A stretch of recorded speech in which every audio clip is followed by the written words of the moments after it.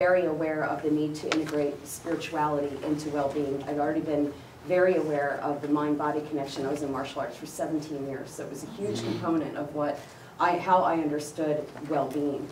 And when I came out, I got very involved with the integrative psych program, and became very active in the Center for Integrative Psychology, and actually was part of that grassroots effort and was the associate director of the Center for Integrative Psychology for a while, which was fantastic. I really got exposed to a lot of different kinds of people.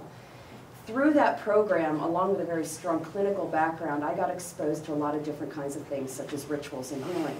And I already had a kind of like a nature-based spirituality orientation.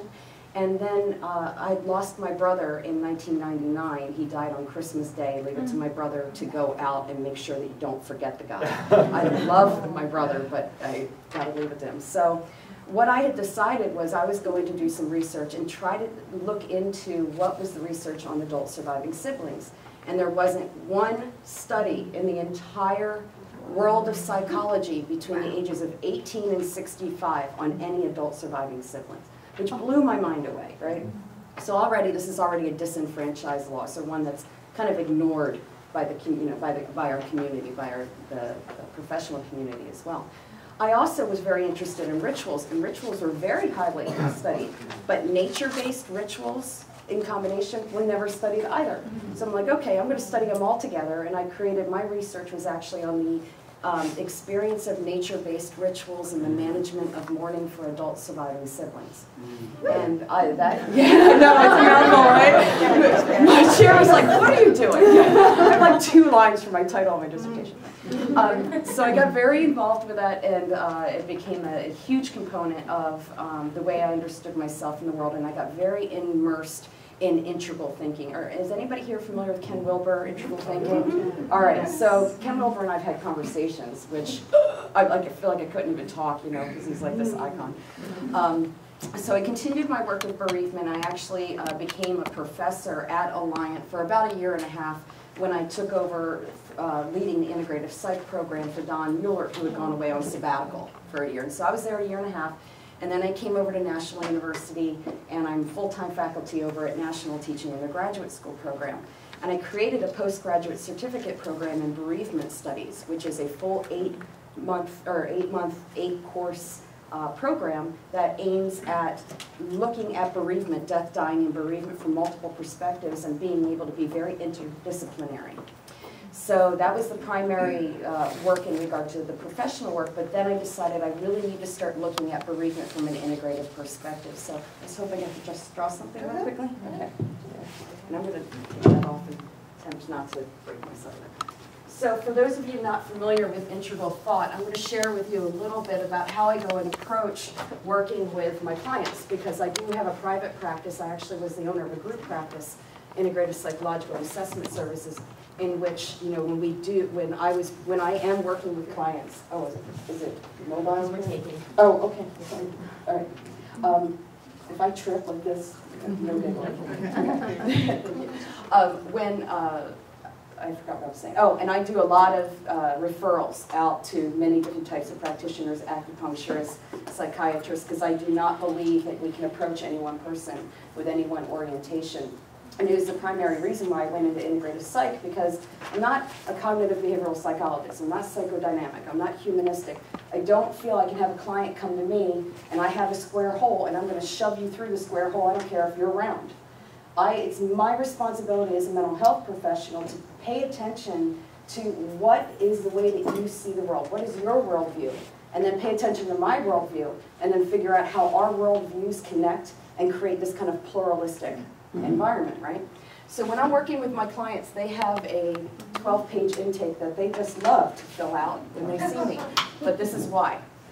When I'm working with, and this is from integral psychology, when I'm working with a client, I'm looking at not only their individual experience, but also the way, I'm going to explain this to you as quickly as I can. So this is interior. Exterior. Okay. I believe that if you are going to pay attention and be able to provide the best kind of comprehensive, integratively minded service, you have got to be able to evaluate all different areas of functioning in that individual. So, for example, up here, if I'm looking at this quadrant, and I call this the I quadrant, this is the internal subjective experience of the individual. These are your feelings, these are your emotions, this is your development, your cognitive development, this is going to be your psychosexual development, this is going to be your spirituality, not your religion, but your spirituality, all of your internal experiences that are subjective to you, that you are going to be communicating to me. And that's the internal environment. When I add another person into that, now it's we. We've created, now we have a whole new environment. And these are the things that I'm going to be evaluating, are your relationships, the way that you understand yourself in regard to your gender socialization, the way that you have developed morals and values in relation to other people. What do we agree upon is a morally appropriate way of operating in our society? And so I look at all of the different we's in this individual's life. If I come over here, now I'm looking at the it, I'm looking at the subjective. I want to know what is your fit, what can I observe from the outside, scientifically speaking? What's your age? What's your exercise routine? What are you eating? How much sunlight are you getting? Because you know, obviously with the nature-based rituals, huge to be out in the sunlight. 10 minutes a day, no sunglasses. So that's what I'm going to do.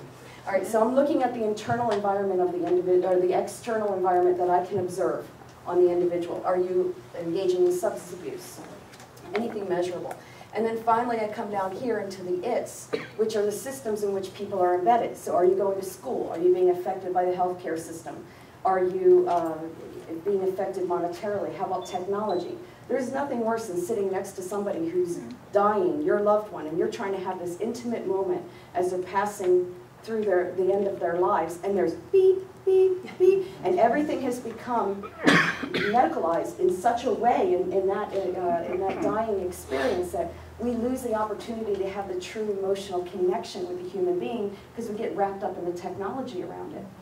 And, you know, and I won't go into all the, okay, I'll get off that pedestal. So anyway, the it's are going to be all the systems in which we're embedded. Your religion, the religious systems in which you're embedded, like I said, are you affected by the military? Are you affected by your work? What is your work environment like? What is your home like? What does it feel like when you're home? So when I do an evaluation and I send them home with 12 pages, it's because I'm looking at all of this, and that's just the tip of the iceberg. Now I got to look in there and say, okay, now what's going on? So I'm not a proponent of like 6 sessions and you're out and you're great in regard to talk therapy.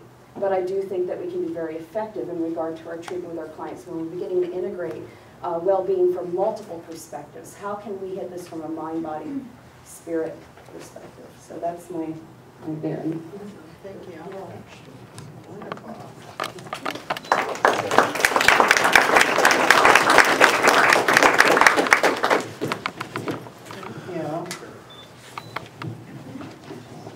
Linda, you're on. Hi. Wow. Gee. Is it? No, I think I turned it off so I wouldn't be. There. Yeah? Yeah? Okay. Hi. I'm sitting going, what am I doing sitting up here? No, because in a way it is. It's sort of like, wow. Because I'm not actually currently teaching or currently practicing. So I just became aware of that suddenly. I just realized that here. So how did I get here? My background, I was a very sick kid. A lot of medical problems. I sort of had a very, very bad asthma at a time when they gave very high doses, they still do, of steroids. And it was done for a very, very, very long time, which kind of set me up for a lot of degenerative conditions and things that at the time I wasn't aware of, as well as a lot of psychological conditions and stuff too. So I think I sort of started on the path towards getting into healing or medicine in some way, you know, in a way to try to figure myself out, you know, and though very circuitously. I was going to do science, did theater, lots of other interests, but somehow, through a theater program that I was in, which was a professional, one of those method acting theater type things, and they always did this thing where they neutralized the body, because, you know, if you walk in with your own little thing, you can't have a character, and then that doesn't have your own little thing, right? So you have to get something neutral.